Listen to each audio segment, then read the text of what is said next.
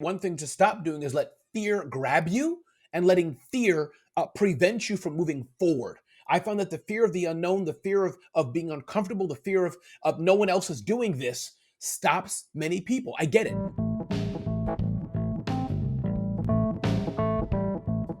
Starting or growing your business is hard work. But now you are listening to the Better Business Podcast with me, Steve Cook, and I'm going to try and make it a little easier on you. We on this podcast help you grow a better business with real advice from professionals, and today is no different. Hello, everyone, and welcome to another episode of the Better Business Podcast. I'm your host, Steve Cook. My guest today is a man by the name of Ramon Ray. He is an in-demand expert in small business success. He inspires and educates thousands of entrepreneurs a year and works with the best global brands to help them better reach small business owners. And that is all that Ramon sent me. However, I did a little homework and wanted to tell you about some of the things he's doing. He is the founder of smarthustle.com.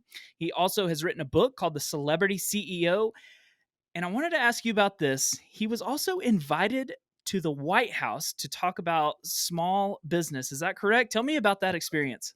Yeah, that was cool, man. The White House at the end of President Obama's administration was saying, "Hey, how can we build our personal brands?" So Wow. that was I guess some of his executive leadership invited me there to speak. So that was pretty cool to be able to talk to, be at the White House and share about personal branding. I guess that means I'm like really important or something. And Yeah. then I was also testified to Congress, and that was a cool experience as well. So I've had some presidential legislative things that I've done. Any hopes of running for president someday for you or no? You know what? If there's someone listening and you want to cut me a check for 900 million, give or take, I think it's $1 billion that you need to run for president to even get within the running. But Bloomberg wasn't able to do it. I'm willing to consider it. We'll see. Do you think that's a good investment for them, or do you think you'd be better giving you some money to take over a business? Depends on the goals, right? That's true. That's true. Well, man, our topic today is why a business owner should build a personal brand. And like we've just talked about, if the White House can go ahead and take your expertise, I think that we can here on this podcast. And I want to talk to you about that. First off, just kind of all encompassing an overall theme. Why should a small business owner build a personal brand? Yeah, I think, and Steve, again, thanks for having me here. Thank you for all the work you do to help people grow. There's a lot of talk and discussion about building business brands, and I think that's so important. We all know some global brands, whether it's a Starbucks, an Apple, a Microsoft, all these brands we know, like, and trust in some way, shape, or form. And I think it's good. But I do think for the smallest of small businesses, while we can build corporate brand, Melissa's Candle Shop, yeah, you can do it, but there's probably a lot of candle shops, and we probably only know whatever the famous one that sells the candles. So what I'm trying to get to is that the best asset a very small business has is themselves. Steve's persona, my face, my brand, my smile or lack of smile, my quietness in my voice, or the pep in it. And so two things I'll add to that, Steve, if I may, just as we're putting a bow on that. I'm a firm believer in ask for a smile before you ask for a sale. That's one bedrock of why you build a personal brand. And the second thing is to build that community of fans to nurture them to buy from you. So this is why personal branding is so important. Large companies can do advertising and stuff, but I think for the smallest of small businesses, we have an advantage because we're real people. Business cards don't buy from business cards. It's me and you, right? Smiling, Yeah. emails we exchange. We work with each other. So I hope that was a bit helpful to kind of start the conversation. And I had read, the majority of the way that any brand does its advertising these days, I don't know if the majority, but a large portion of the way is through social media. And I had read a post by the CEO of Instagram not too long ago, and he had said, I can't remember what statistic it was, but it was something like 68 times better if you have a face in your post versus if you don't. And so not only does it help maybe your business, but also just reaching people on social platforms. That's right. That's right. And I don't know when the last time you've seen a commercial with just product. At times you have, but even coffee, they have the couple smiling, pouring the coffee in, or Cadillac, is it Matthew McConaughey? Hey, Lincoln. we travel down the road, Yeah. Yeah. So let's talk about maybe some tactical advice. Maybe somebody that's listening to this is already a believer in it. Yeah, I know I need to put my face in it. I know I need to be involved, but give some tactical advice. Give maybe two or three things that a business owner could do to work on building their personal brand in association with their business. Sure. I think assuming you have your website and email marketing, these businessy things up that you know you should have, I say start by just doing simple video and answering questions your community has. Just start there. Hey, I'm Ramon Ray. I have a carpet cleaning business. Everybody often asks me, Ramon, how do I get out the smell when my baby vomits? Start something like that every week or once a week, every day. Post it wherever most of your audience are. That's one way you begin to build your brand, but you're serving answering questions. So video is very important. I think the other thing you could do is start by trying to get speaking gigs at local chamber of commerces. That's a little longer to do, harder to do. If you're assuming you're a little well spoken, hey, listen, going back to the carpet cleaning, I see you're having a panel today on growth. Nothing about carpet cleaning. I'd love to share how we hired our first employee. Things like that are two simple ways. A, start speaking more in public and videotape it. And then two, just do video. So what about having a personal brand totally disassociated with your business? Like you were saying, maybe it's just, Joe Smith is the public speaker that's at the chamber, but he does clean carpets. Do you think that people need to tie those back to each other, or do you think, I feel like everyone says, I need to have a sales pitch at the end, or I need to have the logo on my shirt or something like that. Or do you think people in 2021 are smart enough to connect the dots? Sure. I think people are smart enough for sure. But I think that everything's going to be aligned, meaning, because in fairness, Joe, the carpet cleaner, they're speaking at their local chamber to what end? So there's going to be some, they're not doing it just because they're bored. Sure. So, but yes, they don't have to strongly say, wait, we got 2 minutes left. Remember, go to joescarpetcleaner.com. By the way, if you have a website, joescarpetcleaner.com, you need to talk to Steve and tell him to do a biz dev deal, because I have no clue. But but the point is that there has to be some tie-in. How can we serve you? Hey, listen, if we can help your business. But no, I think, Steve, over time, as you're getting more and more speaking gigs because you're just serving and providing value, you're a little less promotional. You're doing all those videos. You're doing some TikTok videos on how to clean my carpet, how to clean. I'm being silly here, but you get what I'm getting at. You're doing Sure. it more and more, just adding value. People can help. Okay. My dog just crapped on the carpet. What's that company again? Oh, you feel me? And they're going Sure. to begin because know, like, trust. My friend John Jantz talks about that, building the know, like, trust. You're asking for a smile. That smile means all the stuff you're doing that's non-salesy. Just being a good neighbor, like a good neighbor. So that's the game plan for this. Why I think all small businesses focus on building your personal brand. Sure. So let's say that you had, maybe when you were starting out, or maybe you talk to and are involved with and see a ton of small businesses.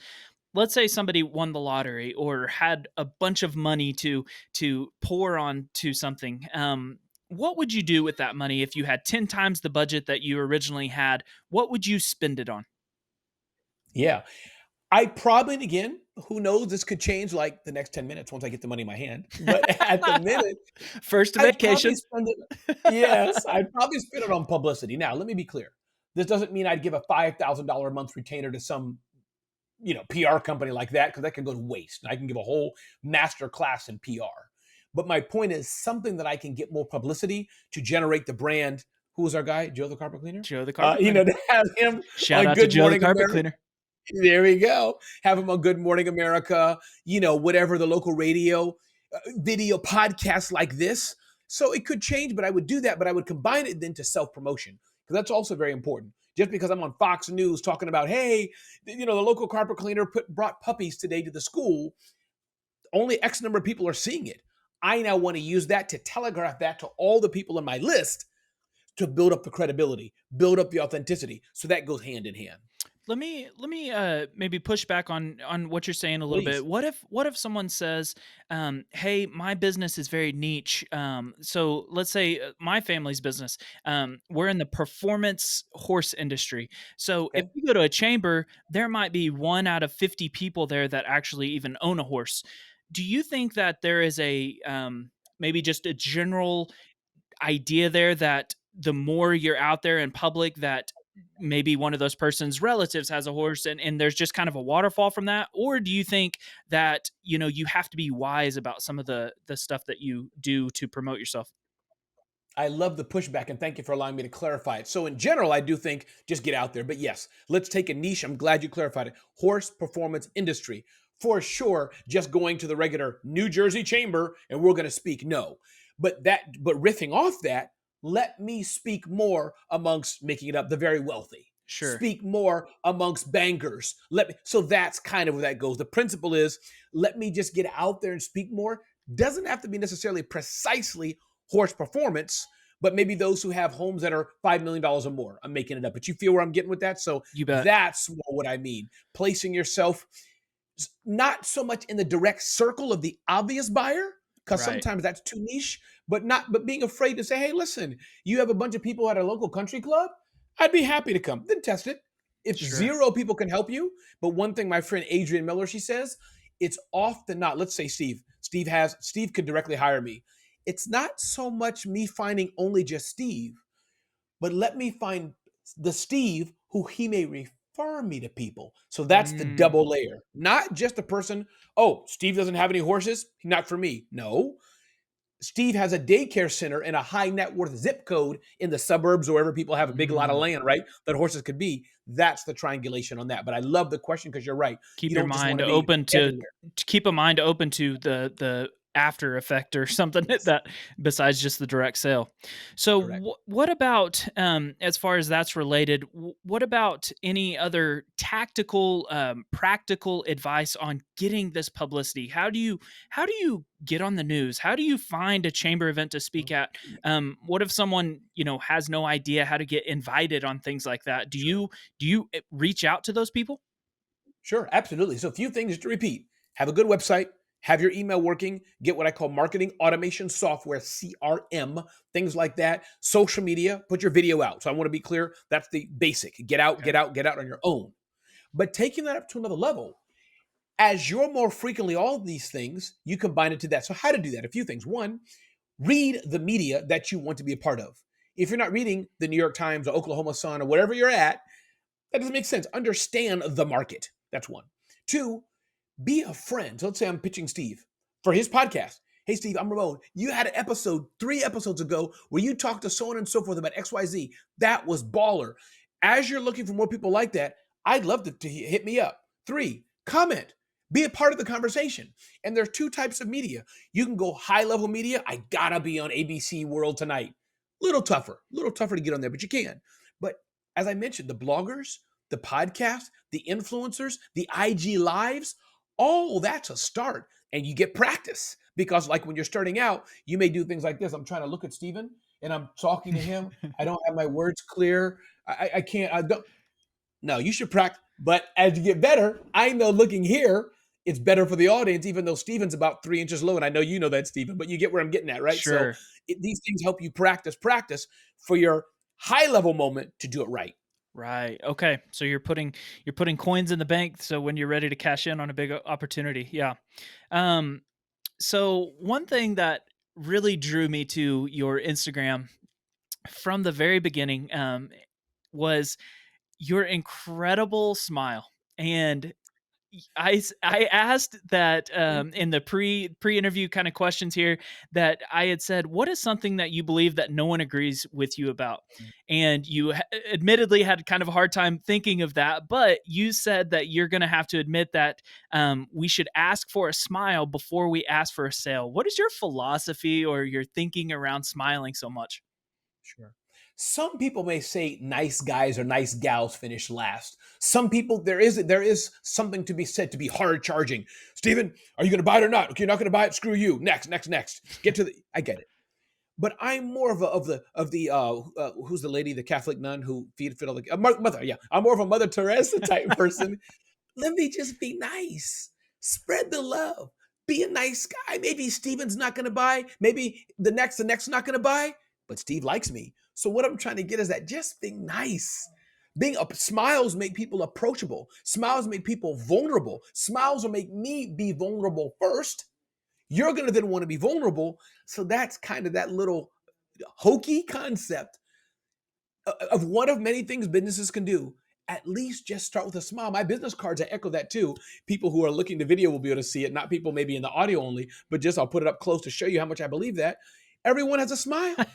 It's just that warmth for whatever it is. If we're not dogs, teeth mean something, mean nice things. If it's a dog showing it, well, you better run. But humans, it's warm, it's endearing. So, in preparation for this podcast, I'd actually looked up some research behind smiling because I had heard that Okay. smiling actually helps your mood and helps a lot of things internally in yourself beyond Sure. the passing that along to someone else. I wanted to share a study with you. There was a study that they did in the 1980s, and the researchers were trying to figure out ways that they could figure out how to not tell someone that they were researching smiling.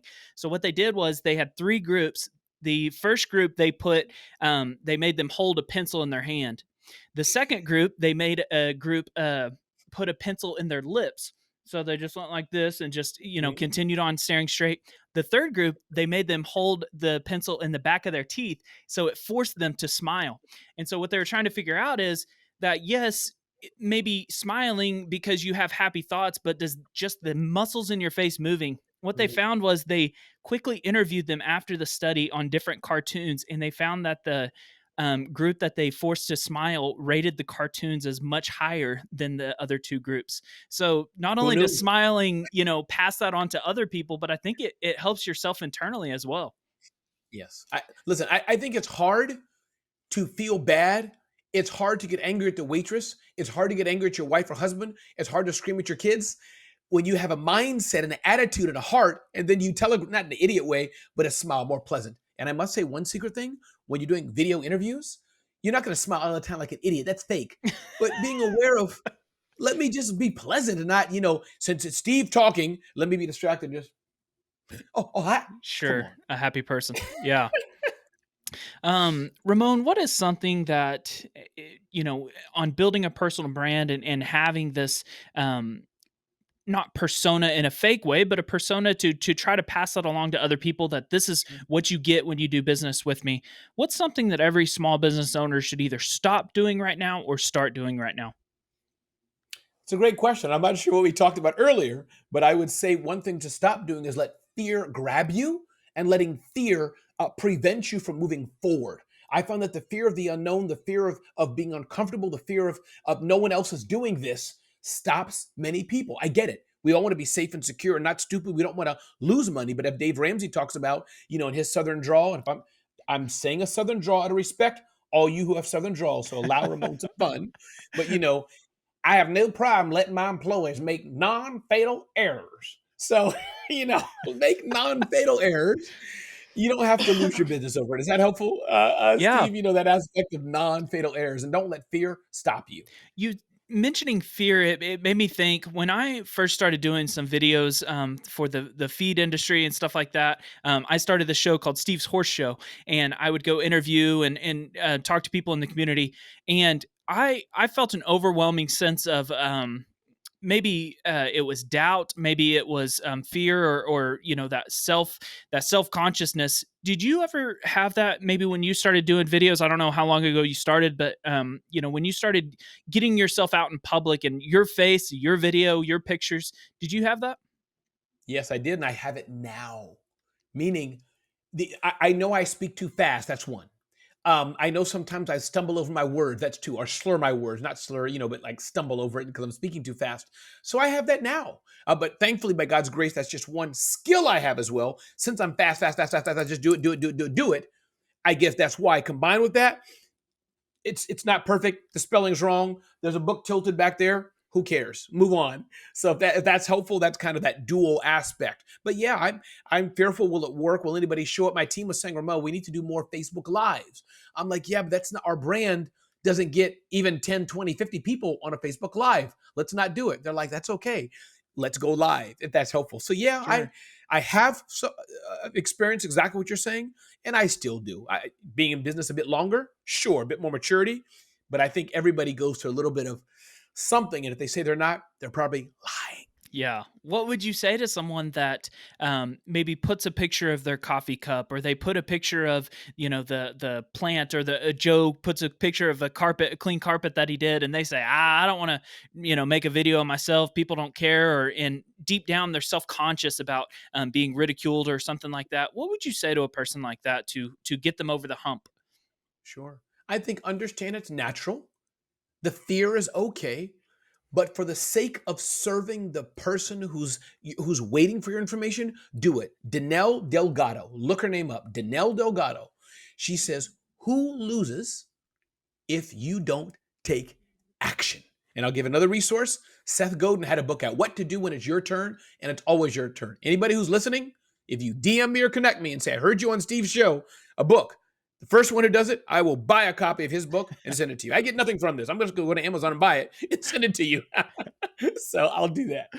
That's awesome. Yeah, that's incredible advice. I think a lot of times you think about, I don't want to get made fun of, I don't want to do this, I don't want to do that, but like you said, you're the person that's losing out when you do that. That's great advice.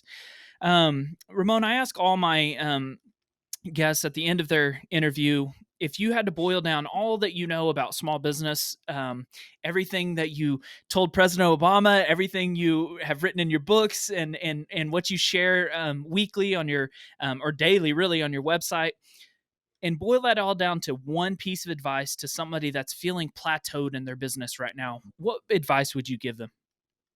You have something special to offer to somebody else. You have value. You are important. You are loved, and you have love to give. So cry a little bit. I've been there and I will be there. Steve will be there and it has been there, I'm sure. Cry a little bit, hold yourself, rock a little bit. Now get up and go help somebody else because we need you. That's what I would tell them. Ramon, I've interviewed a lot of people, and I can say this with 100% certainty. I think you've brought more energy to this podcast than maybe anybody else. So I can't thank you enough for the interview today. You just told me that you have a nice, fresh background, a new backdrop in preparation for a deal with Fox, and can't congratulate you enough. That's amazing. Can you talk about that any, or is it still kind of in the works? Yeah, it's in the works still, and I'll just manifest it louder, until it airs. But yeah, I was approached through some intermediaries and joint ventures and relationships they have with others, another company, and they're like, Ramon, similar to what you said, we see all your video, we've been stalking you for a while now, and we're looking for content. And so a brand, like that of this magnitude, I'm pretty happy. I'm not proud of myself like I'm anything, but I work very hard as we all do, and I'm sure you've had milestones. This is one big milestone for me. Congress, the president, graduate of the FBI Citizens Academy. So my thing is, at the age of almost 50, how can I make the most impact before I die? How can I serve the most people? I have a clock ticking, as you do, of course, but in my case, I have a clock ticking, and I just want to add more value to as many people as I can, as fast as I can. So. Well, thank you so much for being on. I congratulate you on all your success, and I'm excited to read the book that you have written. I get it in, I believe it's today, so I'm excited to dig into that, and I'll let you know how it goes. Please do. Thank you for having me, and thanks for all you do. I really appreciate it.